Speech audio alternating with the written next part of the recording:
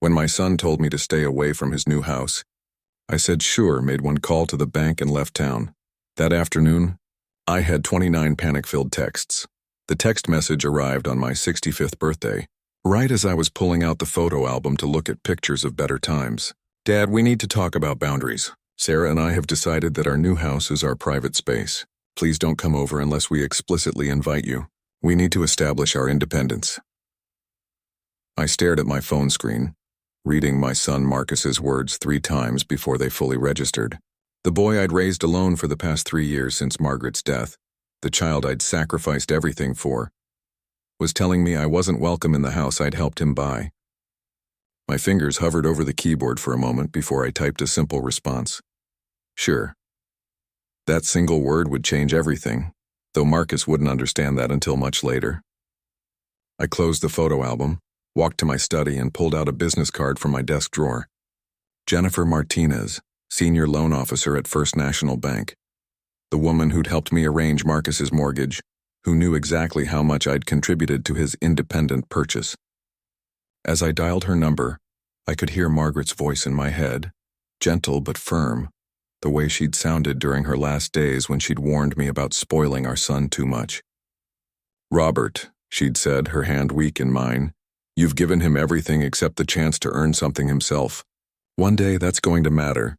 Jennifer answered on the second ring, her professional voice warming when she recognized mine. Mr. Chen, how can I help you today? I explained that I needed to review the mortgage documents for the property at 1847 Willowbrook Drive, the colonial that Marcus and Sarah had moved into just 2 months ago. Of course, she said, and I could hear her typing. As the cosigner and primary financial backer, you have full access to all documentation. Would you like to come in, or should I email everything? I chose to visit in person. Something about wanting to see the papers with my own eyes to fully understand the position I'd put myself in by trying to help my son achieve his dreams.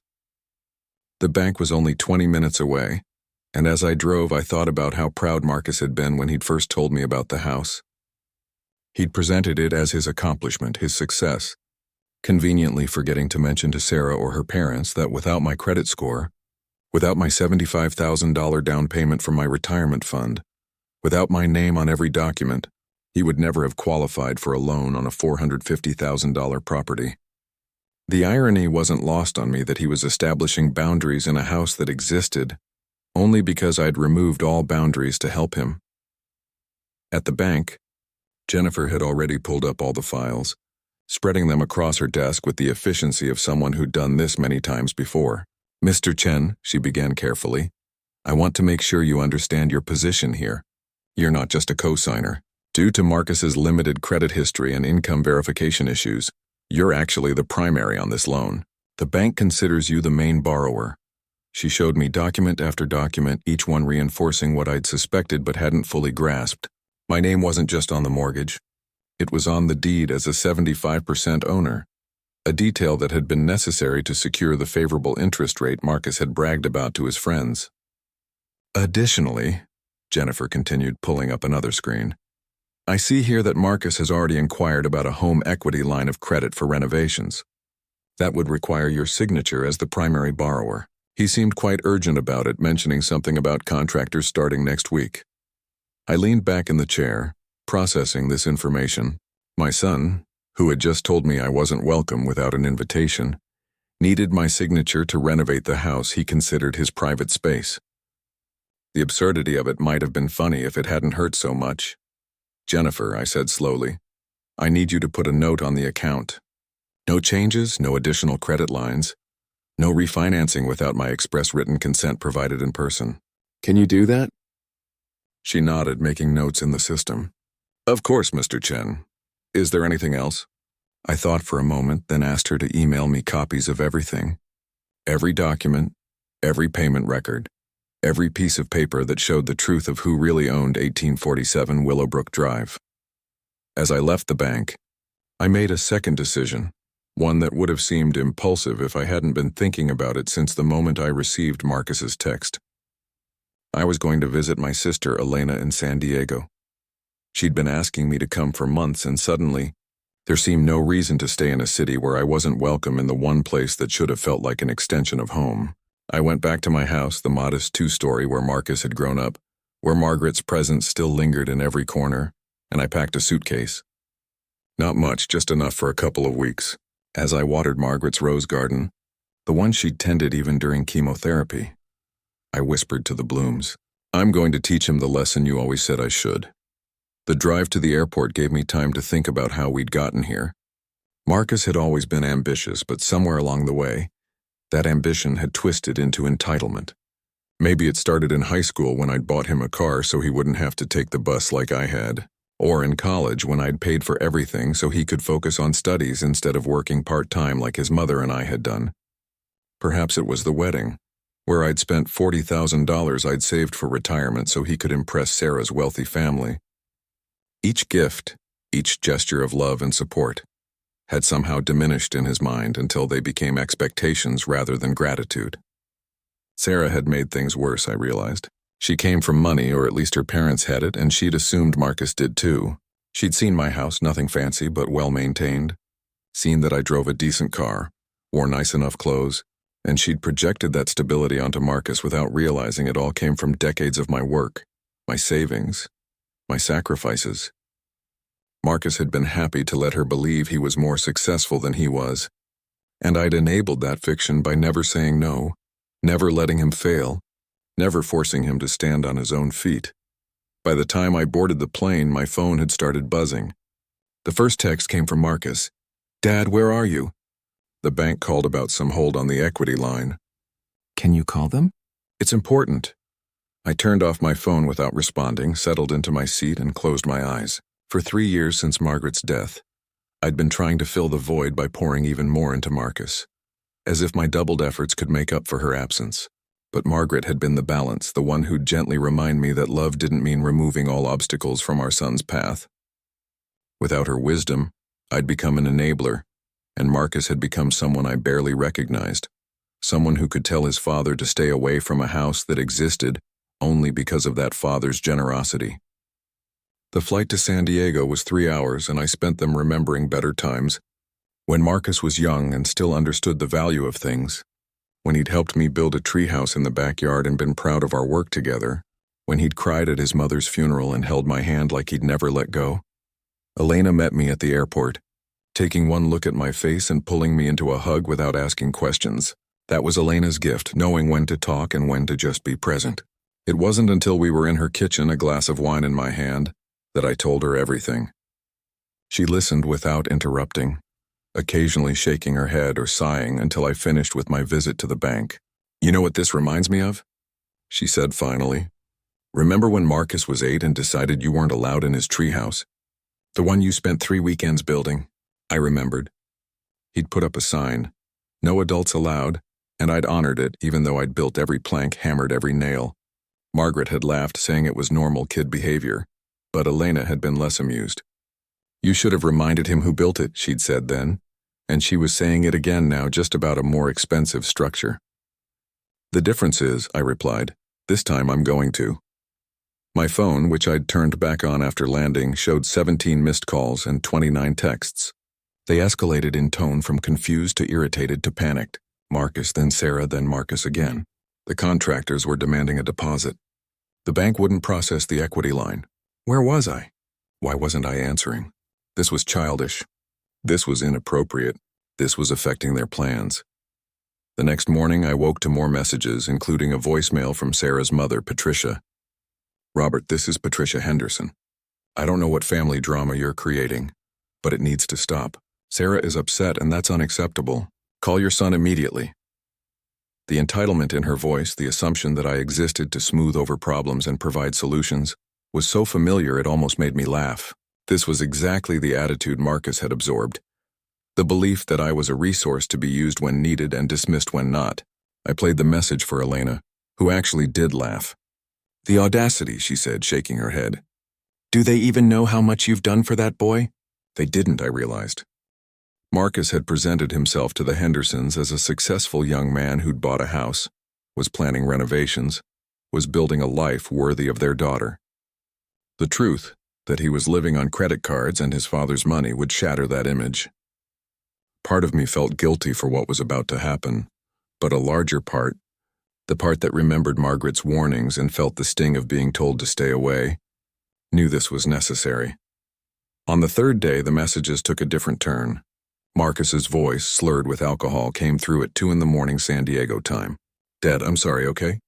Sarah doesn't understand. She thinks I lied about owning the house. Her parents are... Just call me back, please." The contractor walked away. Sarah's furious. Her parents promised to help with furniture, but only if the renovations were done by their anniversary party. "I need you to fix this." "I know," I said, "but you're still my dad, right? You wouldn't really let me lose everything? Mom wouldn't want this." The mention of Margaret almost broke my resolve, but then I remembered her journal, the one I'd found while going through her things, where she'd written her fears about Marcus's future. Robert gives and gives, and Marcus takes and takes. One day the well will run dry, and Marcus will have to learn to find his own water. I pray I'm wrong, but I see the patterns forming. She'd been right, of course. She usually was. The well hadn't run dry, but I was finally choosing to cap it, to force Marcus to dig his own. By the end of the first week, the situation had exploded beyond what even I had anticipated. Marcus had discovered, through consultations with a lawyer, the full extent of my ownership of the house. The 75% stake, the primary position on the loan, the fact that I could, if I chose, force a partition sale that would leave him with nothing but debt.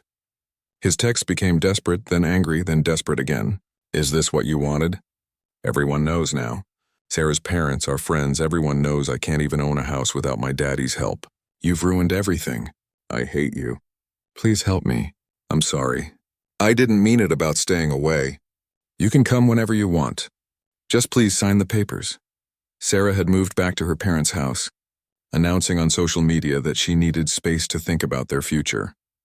The facade was crumbling, and Marcus was watching it happen in real time, unable to stop it because he'd never built a foundation, only decorated the surface. I felt no satisfaction in his pain, only a deep sadness that it had come to this, that my love had become enabling, that his ambition had become entitlement, that we'd reached a point where the only way to save our relationship was to destroy the illusion it had been built on. Elena watched me struggle with the decision of when to respond, offering advice when asked, but mostly just providing a safe space for me to work through my emotions. "He's not a bad person," I told her one evening as we sat on her deck watching the San Diego sunset. "He's just lost. He's been trying so hard to be something he thinks Sarah and her family want that he's forgotten who he actually is." Elena nodded, sipping her wine thoughtfully. "The question is," she said, "will he remember who he is when all the pretense is stripped away? Or has he been playing the role so long that it's become his identity?" It was a question I couldn't answer, wouldn't be able to answer until I faced Marcus again. But first I had to let him sit with the consequences a bit longer, had to let the full weight of his choices settle on his shoulders. Margaret used to say that the best lessons were the ones that hurt enough to remember, but not enough to destroy. I hoped I was walking that line, though some days I wasn't sure which side I was on. The second week brought a formal email from Marcus, clearly written with legal assistance. He was offering me a visitation schedule for the house, Sunday dinners once a month, major holidays with 48 hours notice required for any other visits. In exchange, I would sign over my portion of the house, continue paying my share of the mortgage, and provide the $100,000 needed for renovations as a gift to restore family harmony. The sheer audacity of it made Elena gasp when I showed her. "He's negotiating with you like you're a business partner, not his father," she said. "No," I corrected, "he's negotiating with me like I'm an ATM with inconvenient feelings. I had my own lawyer now, a friend of Elena's named David who specialized in real estate and family property disputes." He read Marcus's proposal and laughed outright. "Your son doesn't understand his position at all," David said. "You hold all the cards here, every single one." We drafted a counter-proposal, one that would force Marcus to face the reality of his situation. I would meet with him in person at the house with all parties present, including Sarah and her parents. We would discuss the future of the property and my involvement in Marcus's life. The meeting would determine not just the house's fate, but also the contents of my will, which I mentioned I was updating due to a recent health scare. The health scare wasn't entirely a lie. My doctor had found some irregularities in my heart rhythm. Nothing immediately dangerous, but enough to remind me of my mortality. I'd been meaning to update my will anyway, had been thinking about it since Margaret's death, but now it became a useful catalyst. Marcus's response to the meeting proposal was immediate and panicked. 47 texts in 3 hours, each more desperate than the last. Sarah's parents, who had previously been coldly dismissive of me, suddenly became very interested in family reconciliation and putting past misunderstandings behind us. Sarah herself reached out for the first time, a carefully worded message about how families sometimes need to work through challenges together. The shift in tone was so dramatic it was almost comical, but it also revealed something important. They all knew now. Marcus had been forced to tell them the truth, or at least enough of it that they understood their dream renovations, their perfect house, their entire image of Marcus as a successful provider, depended entirely on the father he'd told to stay away. I flew back on a Tuesday, Elena insisting on coming with me for moral support. She'd taken time off work, saying this was more important than any meeting she might miss. Besides, she'd said, I want to see Patricia Henderson's face when she realizes her daughter married a man-child living on Daddy's credit card. The flight home felt longer than the flight out, weighted with the anticipation of what was to come. I'd arranged for David to meet us at the house, wanted the legal authority present to prevent any misunderstandings. As we drove through my neighborhood, past the small house where Marcus had grown up, where Margaret had planted her first rose bush, where we'd been a real family before success and image became more important than connection, I felt a deep sadness for what we'd lost. The boy who used to help me fix things around the house, who'd been proud to learn how to change oil in a car, who'd cried when he accidentally broke Margaret's favorite vase and spent his allowance buying her a replacement. That boy was still in there somewhere, buried under layers of pretense and pressure to be something he wasn't. The house at 1847 Willowbrook Drive was exactly what Marcus and Sarah had dreamed of. A perfect colonial with white columns and black shutters, a manicured lawn that screamed suburban success. It was also, I noticed with grim amusement, already showing signs of neglect. The lawn was slightly overgrown, suggesting the landscaping service hadn't been paid. The gutters needed cleaning. Small things but telling. Marcus met us at the door and I was shocked by his appearance. He'd lost weight in the 2 weeks I'd been gone. His usually perfect hair unkempt, his clothes wrinkled. He looked like a man who hadn't been sleeping, and when he saw me, his face crumpled for just a moment before he composed himself. Dad, he said, and his voice broke on the word. Behind him I could see Sarah, perfectly put together as always, but with a brittleness to her posture that suggested she was holding herself together by will alone. Her parents sat in the living room I'd paid for. Patricia's face tight with disapproval, though whether at me or the situation was unclear. Richard looking like a man who'd rather be anywhere else. David laid out the documents on the dining room table, the same table where Marcus and Sarah had probably planned their future, discussed their renovations, dreamed their dreams built on my foundation. Each paper told a story. The mortgage documents showing my primary position, the bank statements showing my payments when Marcus had missed 2 while I was caring for Margaret in her final days, the deed showing my 75% ownership, the down payment transfer from my retirement account. Sarah gasped when she saw the numbers, turning to Marcus with a look of betrayal that suggested she truly hadn't known the extent of his deception. You told me you'd saved for years, she said, her voice barely above a whisper. You said your job at the firm was enough to qualify for the loan. You said... She trailed off, apparently realizing that everything he'd said had been built on lies of omission, if not outright fabrication. Patricia Henderson found her voice then, turning her disapproval on her daughter. You didn't verify any of this before marrying him. You just took his word? The accusation in her tone was sharp enough to cut, and I saw Sarah flinch. Richard Henderson, who'd been silent until now, finally spoke.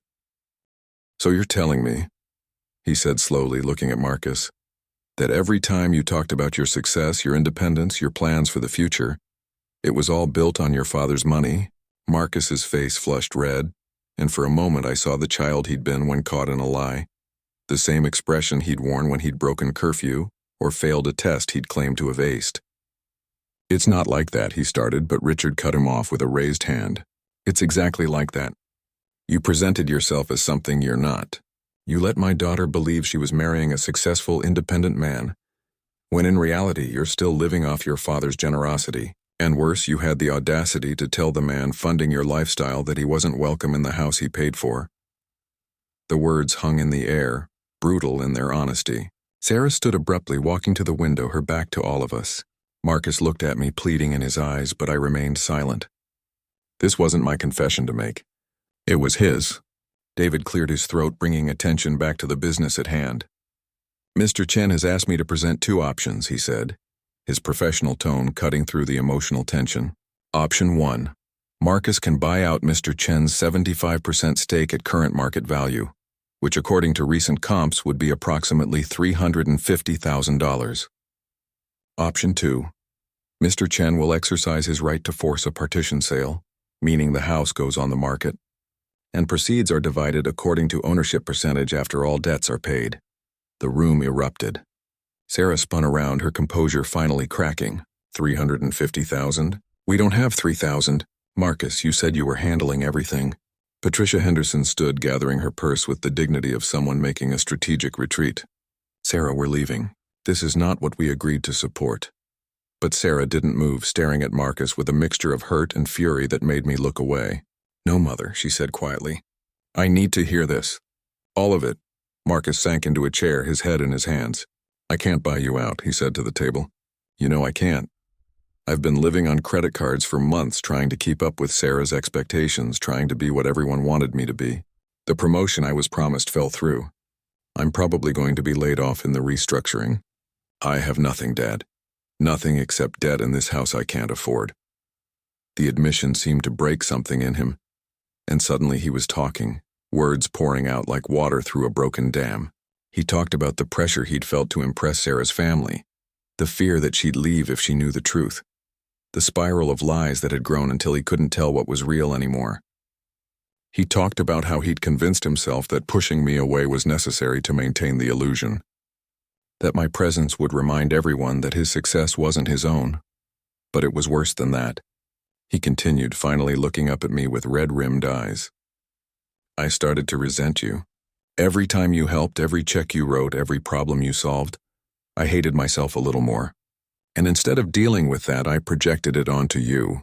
I told myself you were overbearing, that you were the reason I couldn't succeed on my own, that if you would just back off, I could finally be my own man. But the truth is, I never tried to be my own man. I just took what you gave and pretended I'd earned it. The honesty was brutal, but it was also the first real thing I'd heard from my son in years. Sarah had returned to her seat, tears streaming down her face, mascara running in black rivers. Her parents stood by the door, clearly wanting to leave but unable to look away from the train wreck. Elena, who'd been silent throughout, reached over and took my hand, a gesture of support that I desperately needed. David waited for the emotional storm to pass before continuing. There is a third option, he said, looking at me for permission to proceed. I nodded. Mr. Chen is willing to offer a lease-to-own arrangement.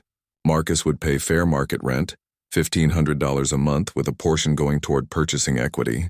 After 5 years, if all payments are made on time, Marcus would have the option to buy the remaining stake at a reduced price. $1,500 a month? Sarah laughed bitterly. We can't even afford that. Not without help. She turned to her parents, but Patricia's expression made it clear no help would be coming from that quarter. You made your bed, Patricia said coldly. Both of you. Richard and I will not subsidize a marriage built on deception. They left then, Richard pausing at the door to look back at Marcus with something that might have been pity. You could have just been honest, he said. We would have respected that. Instead, you played a role and now the show's over. The door closed behind them with a finality that echoed through the house. Sarah stood to follow, but Marcus caught her arm. Please, he said. Don't go. We can figure this out. She pulled away, not roughly, but with a decisiveness that suggested her mind was made up. I don't even know who you are, she said. The man I married was confident, successful, going places. That man doesn't exist. I've been sleeping next to a stranger who's been playing dress-up with his daddy's money. She gathered her things. The designer purse I knew Marcus had bought with a credit card he couldn't afford to pay off. The keys to the Mercedes he'd leased to impress her. I'll send someone for my things, she said. And then she was gone too. The house felt empty with just the four of us, Marcus and me, Elena and David. Marcus sat at the table, staring at his hands, looking younger than his 32 years. "I've lost everything," he said quietly. "My wife, her family's respect, my home, my image of myself, everything." I wanted to comfort him, the paternal instinct still strong despite everything, but Elena squeezed my hand in warning. This wasn't the time for comfort. It was the time for truth. "You haven't lost everything," I said, my voice steadier than I felt. "You've lost the illusions, the false things, the house built on sand, but you haven't lost the chance to build something real." David excused himself, saying he'd wait outside, giving us privacy for what needed to be a family conversation. Elena moved to the kitchen, ostensibly to make coffee, but really to give Marcus and me space while staying close enough to intervene if needed. I sat across from my son, really looking at him for the first time in years. Beneath the defeated exterior, I could still see glimpses of the boy he'd been, the one who'd helped me build that treehouse, who'd been proud of earning his first paycheck from a summer job, who'd held my hand at Margaret's funeral and promised we'd get through it together. "Your mother worried about this," I said, breaking the silence. "She saw it coming, the way I was enabling you, the way you were starting to expect rather than appreciate. She tried to warn me, but I thought I was showing love. After she died, I doubled down, thinking if I gave you enough, supported you enough, you'd never have to feel the loss I felt. But all I did was prevent you from becoming the man she would have been proud of." Marcus flinched at that, fresh tears falling. "Mom would hate me now," he said. "The lies, the way I treated you, all of it." I shook my head. "Your mother never hated anyone, least of all you. She would be disappointed, yes, but she'd also be the first to believe in your ability to change. She always said people weren't their worst moments, they were their next choices." We sat in silence for a while, the weight of Margaret's absence filling the space between us. Finally, Marcus spoke again. "What happens now? I can't afford the lease you're offering. I can barely afford food after the credit card minimums. Sarah's probably going to file for divorce, and that'll cost money I don't have. I'm going to lose my job. I'm 32 years old, and I'm worse off than when I graduated college. Now," I said, "you start over. But this time you build something real." I laid out my actual plan. Not the one David had presented, but the one I'd been forming since that first day in San Diego. Marcus would move back home, to his old room in the house where he'd grown up. He'd get a second job if necessary, start paying off his debts, learn to live within his means. The Willowbrook house would be rented out, with the income going toward the mortgage and taxes. If Marcus could prove over the course of 2 years that he could support himself, manage his finances, and rebuild his life on a solid foundation, then we'd revisit the house situation. But more importantly, I continued, we rebuild our relationship, not as ATM and withdrawal, not as enabler and enabled, but as father and son. Real connection built on honesty and mutual respect. Marcus looked up at me, hope flickering in his eyes for the first time. "You'd let me come home? After everything?" The question broke my heart. "Marcus," I said, "you're my son. The only thing you ever needed to do to be welcome was to actually want me there. Not just my money, but me." The next few months were the hardest Marcus had ever faced, but also the most transformative. He moved back home on a rainy Thursday, carrying boxes of his life back into the room where he'd once hung posters of sports cars he'd dreamed of owning. Sarah filed for divorce the following week, asking for nothing except her freedom, apparently as eager to forget the marriage as Marcus was to put it behind him. The Willowbrook house rented quickly to a nice family with 3 kids who filled it with the kind of genuine life it had been waiting for. Marcus did lose his job in the restructuring, but instead of wallowing, he took it as an opportunity. He found work at a smaller firm, making less money but gaining real experience. He took a second job bartending on weekends, coming home exhausted but somehow lighter than he'd been in years.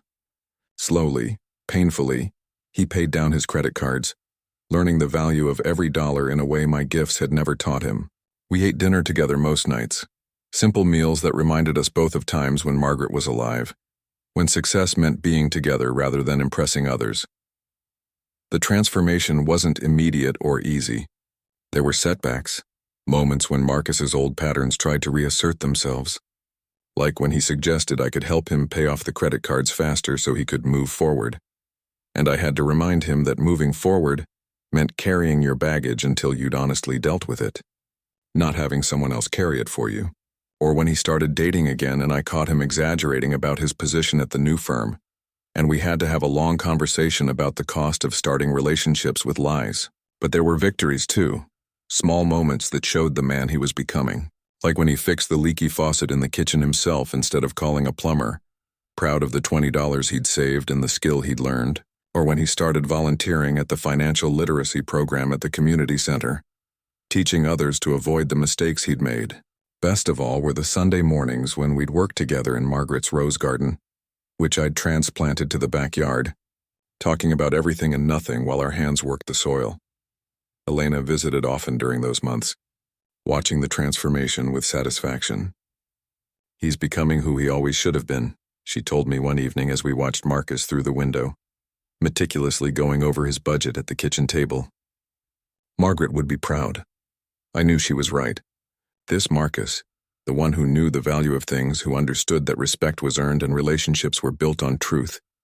This was the son Margaret had hoped for. The irony wasn't lost on me that it had taken almost losing everything for both of us to find what really mattered. The house on Willowbrook Drive had been supposed to represent success, but it had become a symbol of everything wrong with how we'd been living.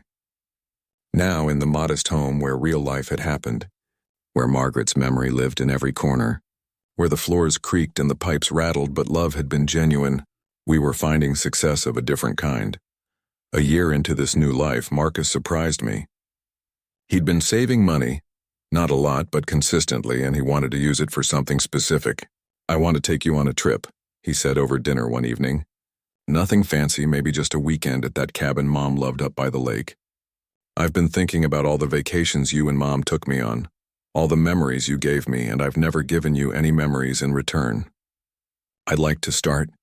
The offer meant more than any expensive gift ever could have because I knew what that money represented. Hours of work, sacrifices made, the choice to give rather than spend on himself. We went to the cabin on a crisp October weekend, the leaves turning gold and red like Margaret had loved. We fished badly, cooked simple meals, and talked about things we'd never discussed before. Marcus told me about the pressure he'd felt growing up with successful parents, the fear that he'd never measure up, the way that fear had twisted into a desperate need to appear successful even if he wasn't. I told him about my own struggles starting out, the years Margaret and I had eaten ramen and driven broken cars, the way we'd built our life slowly, brick by brick, with no shortcuts. "I wish I'd known that," Marcus said, watching the sunset over the lake. "You and Mom always seemed so established, so confident.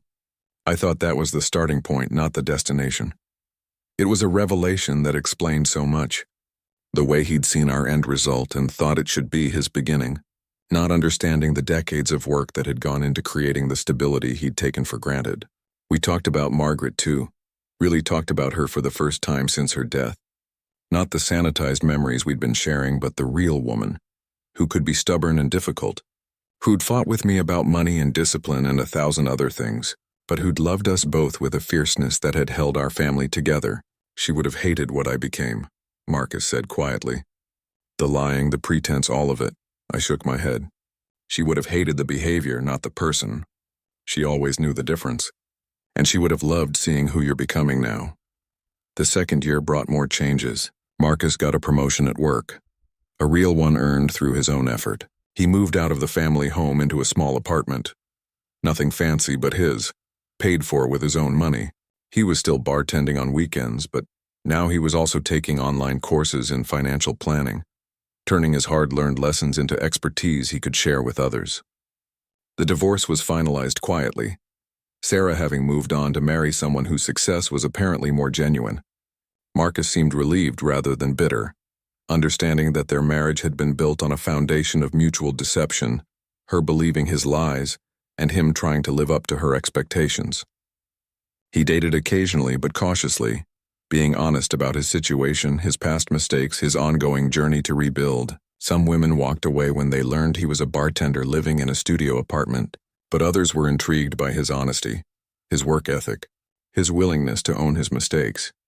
We still had dinner together every Sunday, a tradition that had become sacred to both of us, not because it was scheduled or required, but because we genuinely wanted to spend time together. The conversations had evolved from the careful negotiations of our early reconstruction to genuine exchanges between two adults who happened to be father and son. We disagreed sometimes, argued occasionally, but it was real, honest conflict that cleared the air rather than building resentment. Marcus had developed his own opinions about things, formed through experience rather than borrowed from others. And even when I disagreed with him, I respected the thought he'd put into his positions. He'd also developed a sense of humor about his past, able to laugh at the absurdity of telling his father to stay away from a house his father owned. "Remember when I offered you a visitation schedule?" he said one Sunday, shaking his head. "Like I was doing you a favor by letting you visit your own property?" The ego on me was astronomical. The Willowbrook house remained rented, the reliable tenants taking good care of it, the rent covering the mortgage and building equity. Marcus never asked about it, never suggested we revisit the arrangement, seeming to understand that it had become something else now.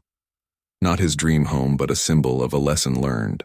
I'd had David draw up papers putting it in a trust, something that would become Marcus's eventually, but not until he no longer needed it to prove anything to anyone, including himself.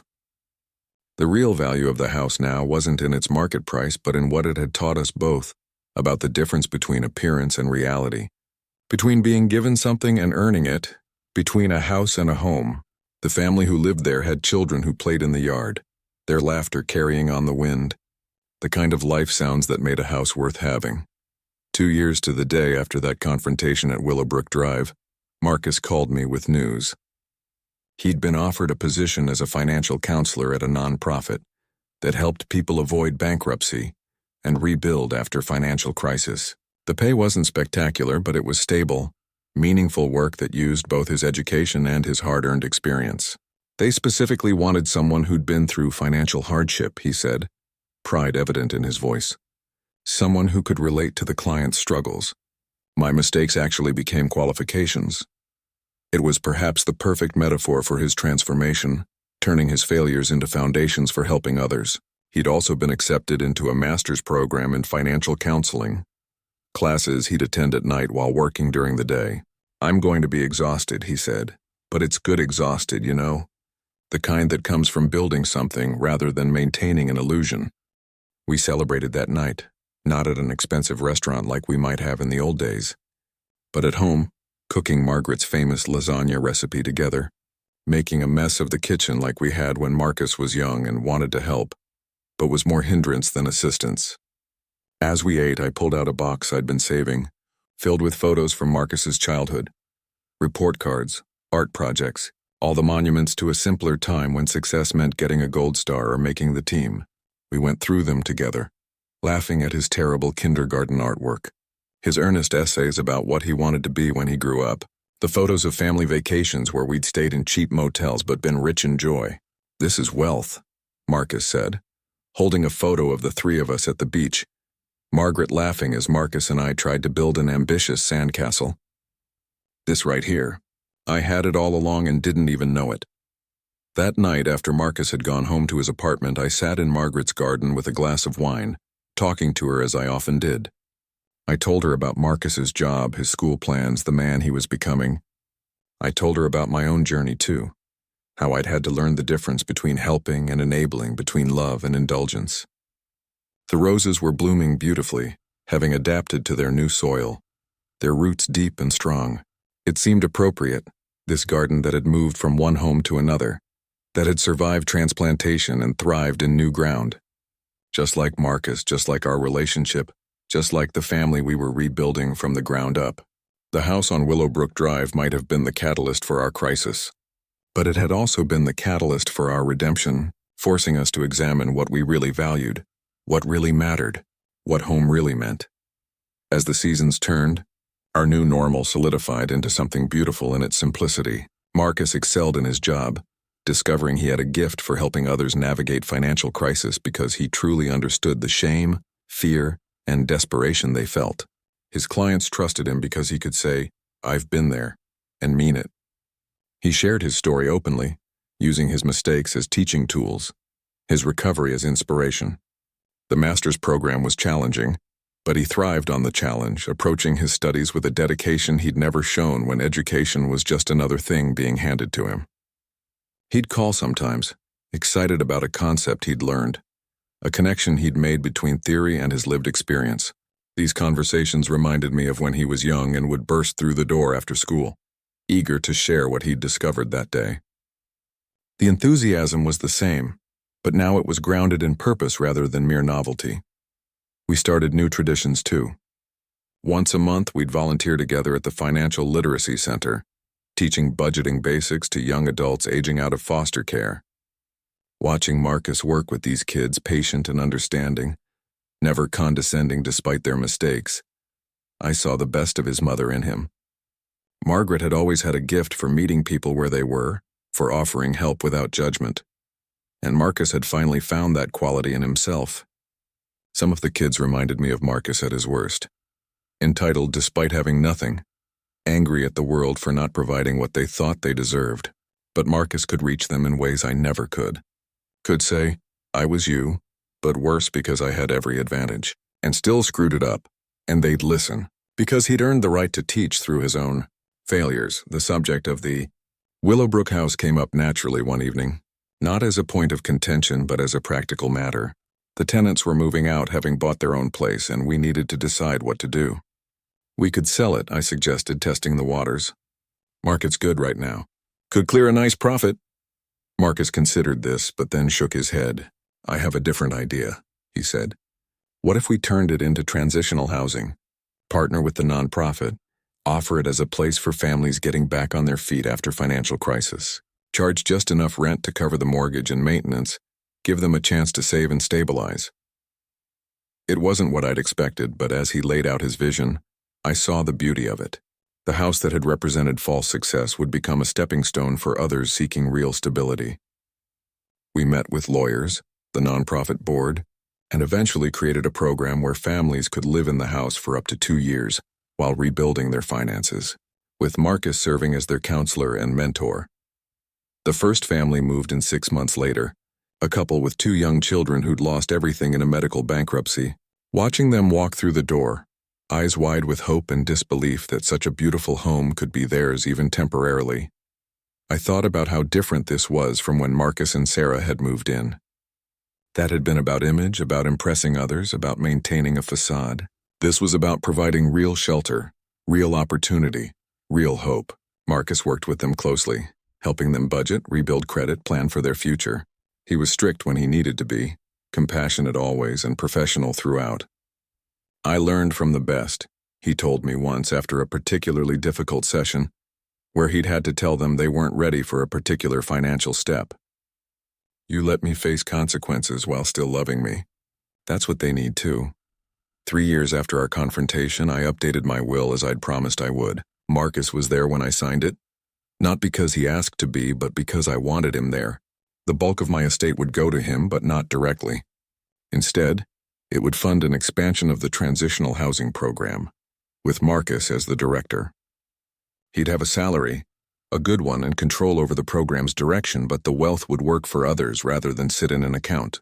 This is better than inheriting money, he said, reading through the documents. It's inheriting purpose. There was also a personal bequest, the house where he'd grown up, where Margaret's garden still bloomed, where our family memories lived in every board and brick. That's home, I said simply. It should stay in the family. Marcus's eyes filled with tears, understanding that this gift came with no strings, no conditions, just love and trust that he'd treasure it as I had. The transformation in our relationship had become complete, or as complete as any relationship between parent and child can be. We were no longer enabler and enabled, no longer ATM and withdrawal, no longer the source of each other's frustration. We were father and son, 2 adults who chose to be in each other's lives not out of obligation but out of genuine affection and respect. Marcus still made mistakes, and I still sometimes wanted to fix them for him, but we'd both learned the value of struggle, the importance of earning rather than being given. When he faced challenges now, he'd call for advice, not rescue. When I offered help, it was partnership, not patronage. The balance we'd found was delicate but strong, built on truth rather than pretense, reality rather than image. Sarah remarried to someone from her parents' social circle who apparently met their standards for success. Marcus heard about it through mutual friends, seemed unbothered by the news. I hope she's happy, he said simply. We were wrong for each other, brought out the worst in each other. She wanted someone who was already successful, and I wanted to pretend I was. Neither of us was interested in building something together. He was dating someone new, a teacher named Amy who'd met him at the nonprofit, who knew his whole story and liked him anyway. She was nothing like Sarah, unconcerned with image, more interested in character than credentials. They cooked dinner together at his small apartment, went on hikes instead of expensive dates, built their relationship on shared values rather than shared pretenses. "She reminds me of Mom," Marcus told me once, and I knew he meant it as the highest compliment he could give. The Willowbrook house had its second family now, the first having successfully transitioned to their own home. This new family had lost everything in a fire, insurance disputes leaving them temporarily homeless despite having jobs and good credit.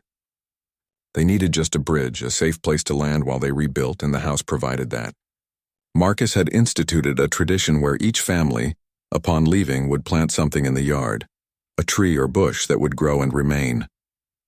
The yard was becoming a garden of success stories, living monuments to resilience and recovery. "Every plant represents a family that made it through," Marcus explained to visitors. "It's proof that with the right support, people can overcome almost anything." Anything.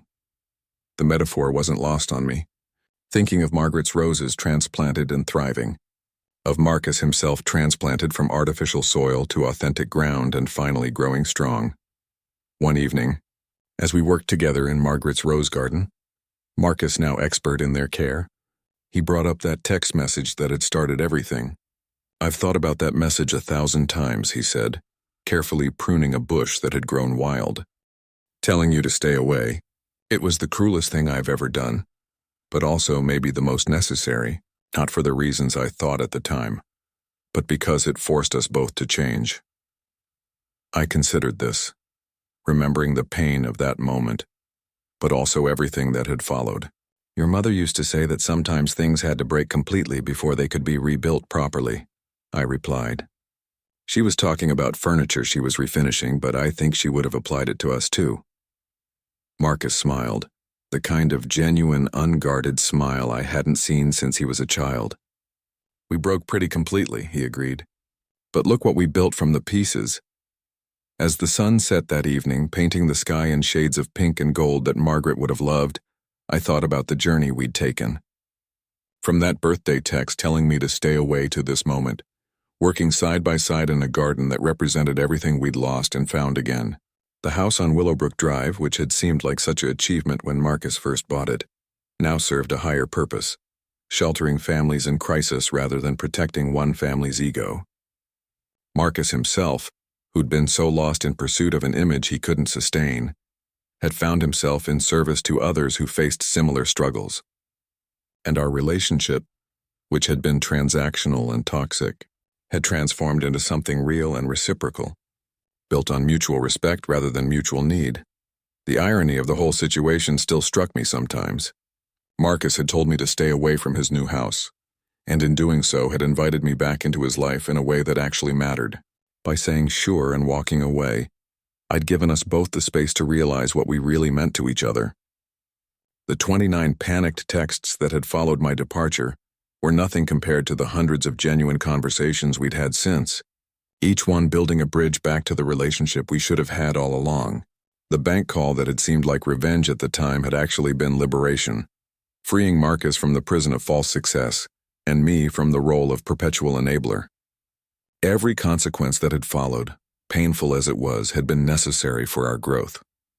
Now, as we entered the 4th year of our rebuilt relationship, the patterns had completely changed. When Marcus needed something, he figured out how to get it himself or asked for advice on how to earn it. When I wanted to help, I offered partnership rather than handouts, wisdom rather than wealth.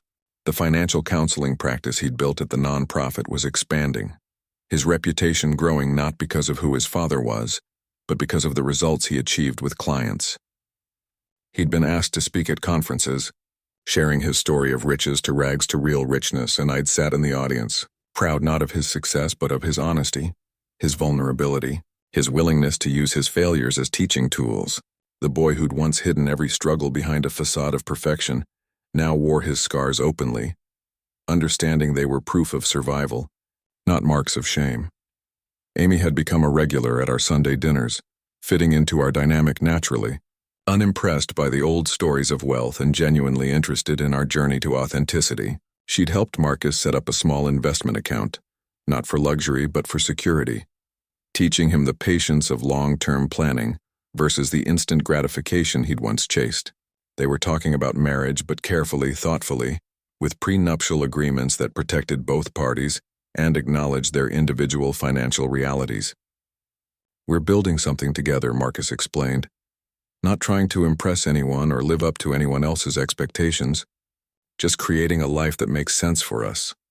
It was such a different approach from his first marriage that it seemed like a different person talking, which in many ways, it was. The success of the Willowbrook Transitional Housing Program had attracted attention from other nonprofits and even some government agencies interested in replicating the model. Marcus had been asked to consult, to help other communities set up similar programs. The house that had once represented his false achievement had become a model for real community service. He'd calculated that in just 3 years, it had helped 6 families stabilize their finances and move into permanent housing, affecting the lives of 23 people directly and countless others indirectly. "It's done more good as transitional housing than it ever would have as our dream home," he told me once. Maybe that was always its purpose and we just had to go through our drama to discover it. I thought often about Margaret during this time, wondering what she would make of everything that had happened. I believed she would be proud, not just of Marcus's transformation but of mine as well. I'd had to learn to be a different kind of father, one who could step back and let his child fall, who could watch struggle without immediately intervening, who could offer wisdom without forcing it. The urge to protect, to provide, to prevent all pain was still there, probably always would be, but I'd learned to channel it differently. Instead of removing obstacles from Marcus's path, I'd learned to be the cheerleader on the sidelines, the advisor when asked, the safety net that would catch but not carry. It was harder than just writing checks, required more thought than just solving problems, but it was also more rewarding. The roses in Margaret's garden had their best year yet, blooming in abundance that seemed almost celebratory. Marcus had become their primary caretaker, having learned not just the mechanics of gardening but the patience it required, the understanding that growth took time, that forcing blooms only weakened the plant. He'd applied these lessons to his own life, no longer trying to force success but letting it develop naturally from consistent effort and genuine purpose. Amy often joined him in the garden, the two of them working quietly side by side, building something together in the most literal sense. I watched them sometimes from the kitchen window, seeing in their partnership what Margaret and I had had, that sense of shared purpose that transcended individual wants. One day Marcus came to me with a proposal. He'd saved enough money to make an offer not on a house but on something else. "I want to buy into the transitional housing program," he said. "Not take it over but become a real partner. Invest my own money so I have skin in the game beyond just managing it." The amount he'd saved wasn't huge, but I knew what it represented. Years of bartending shifts, careful budgeting, saying no to wants in favor of this goal. We worked out an arrangement where his investment would go toward renovating the basement into a separate unit, creating space for an additional family in crisis. He would own that portion of the property, a real stake that he'd earned rather than been given. The pride on his face when we signed the papers was different from when he'd signed for the original house. Deeper, more genuine, based on accomplishment rather than appearance. The renovation project became a family affair. Marcus did much of the work himself, learning skills he'd never bothered to develop when he could just hire someone. I helped where I could. My older bones not as capable as they once were, but my experience valuable. Amy painted, Elena flew in to help with design, and even some of Marcus's clients volunteered their time, wanting to give back to a program that had helped them. It was the opposite of the contractor-driven renovation he'd originally planned with Sarah. This one built on sweat equity and community, rather than debt and impression. When it was finished, simple but comfortable, Marcus stood in the space he'd created with his own hands and money, and I saw a satisfaction in his expression that no amount of given wealth could have provided. The first family to move into the new unit was a single mother with 3 children, escaping an abusive relationship with nothing but determination to build a better life. Marcus worked with her intensively, helping her navigate custody issues, job training, budgeting with almost no resources. He came home exhausted some nights, emotionally drained by the weight of real problems versus the imaginary ones he'd once created for himself. But he never complained, understanding that this exhaustion had meaning, that these struggles mattered. She reminds me that my worst day during our crisis was still better than many people's best days, he told me. It's humbling and motivating at the same time. The mother, whose name was Diana, would eventually become one of the program's greatest success stories. But that triumph was still months away, built on daily decisions and small victories that Marcus helped facilitate. As we approached the 5th anniversary of that pivotal text message, I found myself reflecting on the complete transformation of our lives. The man who told me to stay away from his house now called me regularly just to chat, sharing his thoughts and seeking my input, not because he needed something, but because he valued my perspective. The house that had been a symbol of false success had become a beacon of hope for struggling families. The wealth I'd accumulated through decades of work was being deployed not to enable one person's ego, but to enable many families' recovery. The relationship between Marcus and me, once transactional and strained, had become the kind of father-son bond I'd always hoped for, but never known how to build when we were trapped in our old patterns. Marcus had started writing about his experience, initially just journaling for his own processing, but eventually developing it into articles and essays that resonated with others facing similar struggles.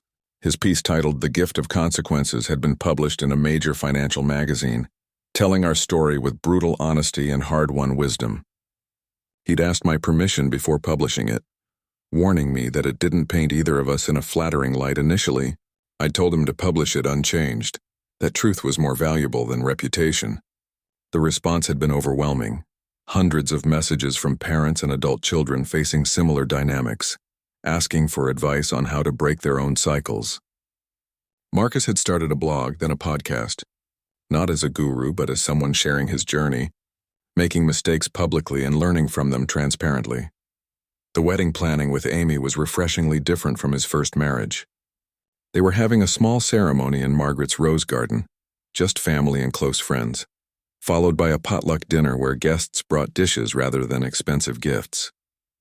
Marcus had insisted on paying for it himself, from money he'd saved specifically for this purpose. "I want to start this marriage with complete honesty," he'd said. "No pretense, no debt, no trying to be something we're not." Amy's parents, teachers themselves, were delighted with the approach, so different from the social climbing they'd witnessed in their social circles. Her father had pulled me aside at the engagement dinner, thanking me for raising a son who valued substance over style. I'd wanted to tell him it had taken me 65 years to learn that lesson myself, but I just smiled and accepted the compliment on Marcus's behalf. The conversation about children had come up naturally, and Marcus's approach to it showed how much he'd grown. "I want to be sure I can provide for them, really provide, not just materially but emotionally and with good examples," he'd said. "I don't want to raise kids who think success is given rather than earned, who see their parents struggling to maintain an image rather than building something real." He and Amy had started a college fund already, small monthly contributions that would grow over time. The power of compound interest replacing the expectation of windfall gifts. They talked about teaching their future children to work, to save, to appreciate. Lessons that Marcus had learned late but now valued above any inheritance. "I want them to know their grandfather as someone who taught me the value of earning," he told me, "not just as someone who bailed me out." The Willowbrook house had now helped 12 families transition to stable housing, each one leaving their mark on the property in some way. The garden was thriving with diverse plants, each one a testament to a family's journey from crisis to stability. Marcus had created a photo wall in the main hallway, pictures of each family on their move-out day, heading to homes they could afford, futures they'd built. He knew their stories, their struggles, their triumphs, carrying them with him as reminders of what real success looked like. Some of them still called him, updating him on their progress, inviting him to their children's graduations, their job promotions, their own housewarmings. He'd become not just a counselor but a witness to their resilience, a role that gave him purpose beyond any corporate position he'd once coveted. One evening, as we sat on the porch of the old house, the one where real life had happened, Marcus brought out a box I hadn't seen in years.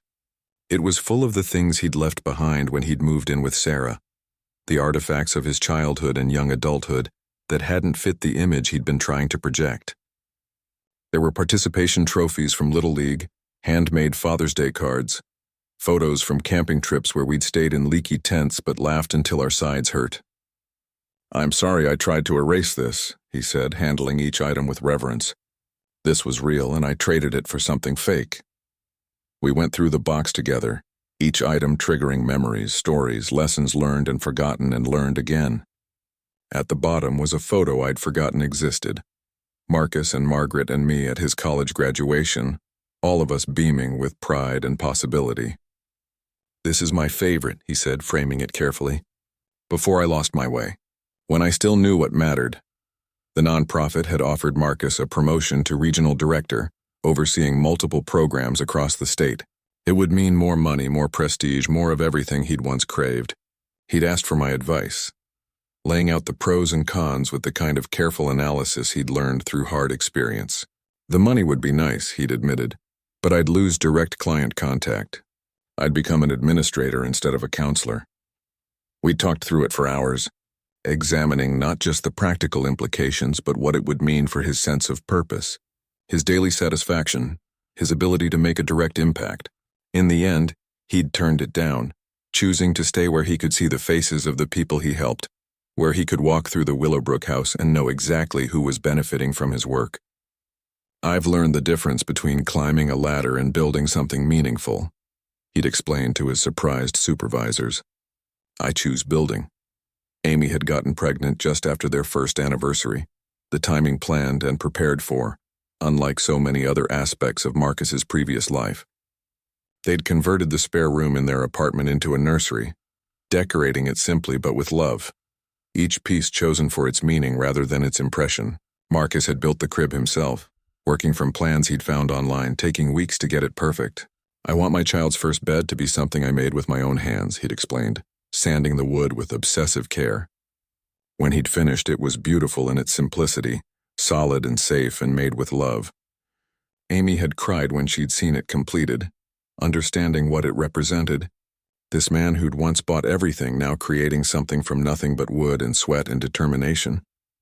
The baby shower was held in Margaret's rose garden, a simple affair with the people who'd stood by us through the transformation.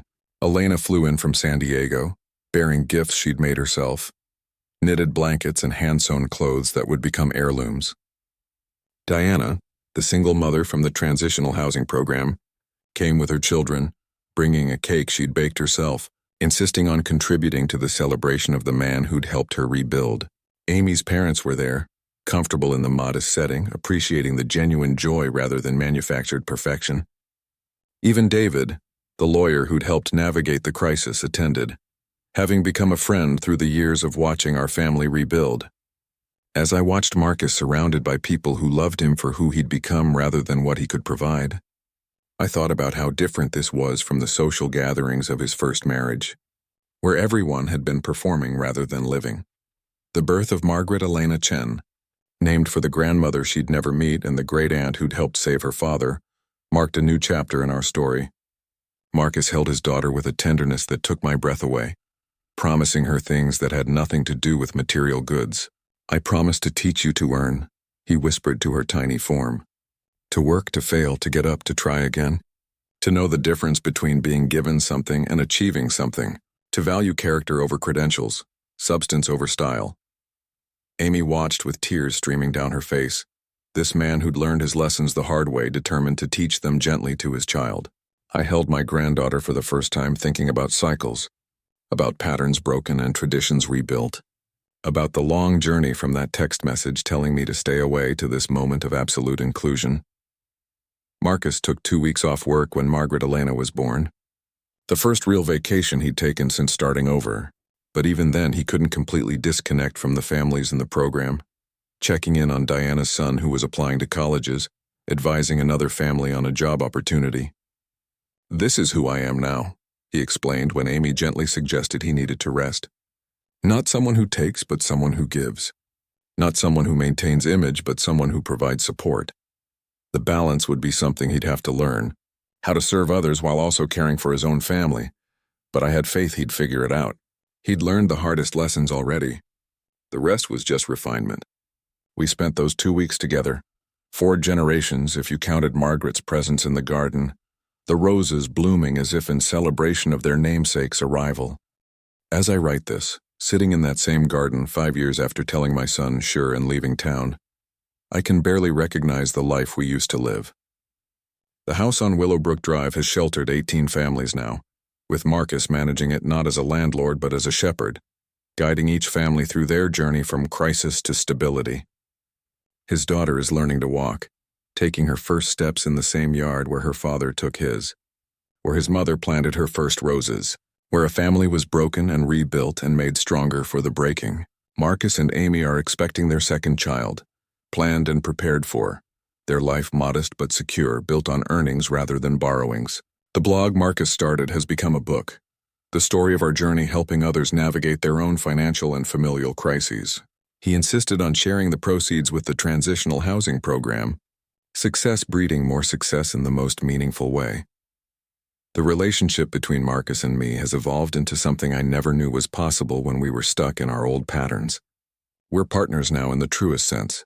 Not financial partners, but life partners, supporting each other through challenges and celebrating victories that have nothing to do with money.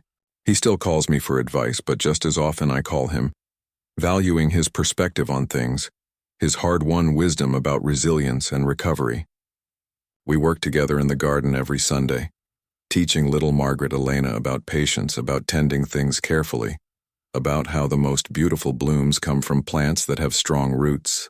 She calls me Pop Pop and thinks I know everything. But someday Marcus will tell her the truth, that Pop Pop had to learn just like everyone else, that wisdom comes from mistakes recognized and corrected, not from being right the first time. The text message that started everything still exists in my phone, saved not as a reminder of pain, but as a marker of transformation. Please don't come over unless we explicitly invite you. Such a simple sentence that triggered such a complex journey. Marcus has asked me several times if he could delete it from his phone, unable to bear the reminder of who he'd been. I've told him to keep it, that forgetting our mistakes is the first step to repeating them.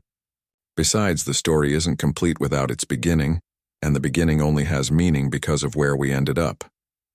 Every family that passes through the Willowbrook house, every client Marcus helps navigate financial crisis, every moment of genuine connection between us, all of it stems from that moment when he tried to establish boundaries, and instead broke them down completely. I think about Margaret often, wondering what she would make of all this. I believe she would be proud, not just of what we've become, but of the journey we took to get here. She always said that love wasn't just about giving, but about teaching, not just about providing, but about preparing. It took me losing her to understand what she meant. Took Marcus almost losing everything to learn the lessons she'd tried to teach. But we learned them eventually, painfully, completely.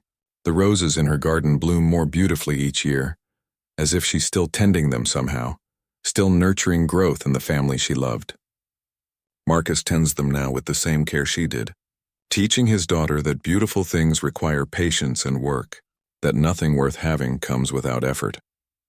If you had told me 5 years ago that being told to stay away from my son's house would be the best thing that ever happened to our relationship, I would have thought you were insane.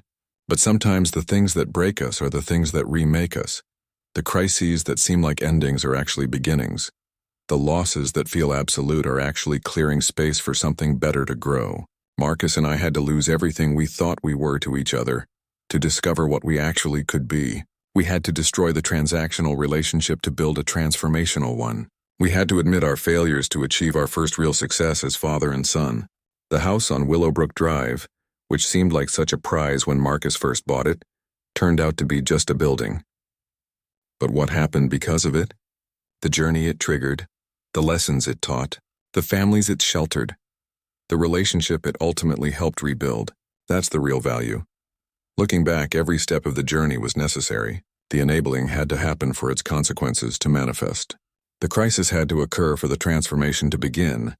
The pain had to be felt for the healing to have meaning. Marcus had to lose everything he thought mattered to discover what actually did. I had to step back to allow him to step forward. We both had to admit our roles in the dysfunction before we could create something functional. It wasn't easy, and there were moments when I wondered if we'd lost each other forever. But love, real love, not the kind that enables, but the kind that endures, that teaches, that sometimes has to be tough to be true, that love survived our worst moments and emerged stronger. As I finish writing this story, Marcus is at the Willowbrook house helping a new family move in. They're refugees from a war-torn country, having lost everything but hope. And Marcus is there to tell them that hope is enough to start with, that everything else can be rebuilt. Amy is with him, Margaret Elena on her hip, showing by example that families can thrive after crisis. The new family's children are playing in the yard where so many others have played, where the garden of success stories grows, where each plant represents a journey from despair to stability. I'll join them later for dinner, bringing food Margaret used to make, recipes that have survived longer than the fortune I once thought was my legacy. We'll eat together, strangers becoming family, sharing stories of struggle and survival, of breaking and rebuilding, of learning that home isn't about the house you own but the people who welcome you. The sun is setting now, casting golden light through Margaret's roses, and I can hear Marcus's car pulling into the driveway. He still comes by every evening when he can, not because he needs anything but because he wants to share his day, to sit in the garden, to continue building the relationship we almost lost. His daughter runs to me now, having learned to trust that Pop's arms will always catch her, that this house will always welcome her, that love doesn't require performance or pretense. As I watch Marcus teaching her to water the roses, careful not to damage the blooms, patient with her clumsy toddler hands, I see the cycle completing itself properly this time. She'll grow up knowing the value of work, the importance of earning, the difference between being given everything and achieving something. She'll know her father's story, not as shame but as strength, proof that people can change, that families can heal, that sometimes the worst thing that happens to you becomes the best thing that ever happened. The bank called yesterday, 29 times actually, but now it's because they want Marcus to speak at their financial literacy conference, to share his story with others who might be heading down similar paths. The house that he couldn't renovate without my signature has become a model for community development. The marriage that fell apart has been replaced by one built on truth and mutual respect. The father he told to stay away has become his closest advisor and friend.